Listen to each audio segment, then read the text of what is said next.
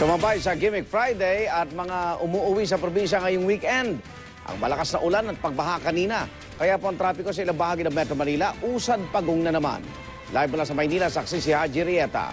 Haji! Jessica, na bagaman na humupa na ang baha dito sa bahagi ng Arpapa sa Maynila, nako kanina buhol-buhol naman na trapiko ang idunulot nito. Sa tindi ng baha, maraming motoristang naghintay na humupa ang mataas na tubig. Pero ang jeepney ito sumugal sa paglusong, yun nga lang tumirik din. Apektado di lang mga motorista kundi mga commuter. Ang mga barkadang ito kahit lumusong sa baha, hindi na umabot sa oras ng kanilang trabaho. Bahain talaga ang Arpapa na bukod sa pagiging mababang lugar, madali ring umapaw ang kalapit nitong estero. Paano yan? Papagawa na lang. Hilahin na lang yan. Baila, nandyan ang mga kasama namin. So yung tubig umabot dito hanggang sa may... Hanggang dito yung tubig. Inabot, na-trap kami dahil marami nang tumirik sa harapan. Mahirap, nakakatakot. Makati yung tubig. Delikado.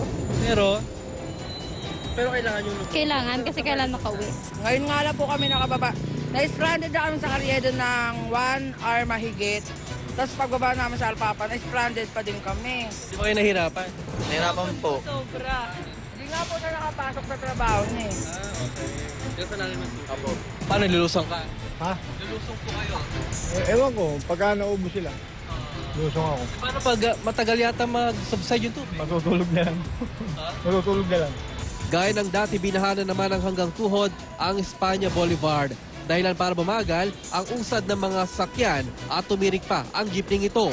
Ang ulan ay dahil sa thunderstorm ngayong gabi. At bukas, pagsapit ng hapon at gabi, magiging maulan na naman sa Metro Manila batay sa datos ng The Weather Company.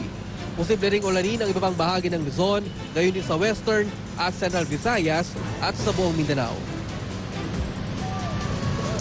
Iga sa ngayon nga ay tuloy-tuloy na ang daloy ng trapiko sa bahagi ito ng Arpapa sa Maynila at wag lang talagang bumuhos ang ulan ngayong gabi dahil talagang posible naman na magkakaroon na naman ng baha dito. At live mula rito sa Maynila, ako si Haji Rieta, ang inyong saksi.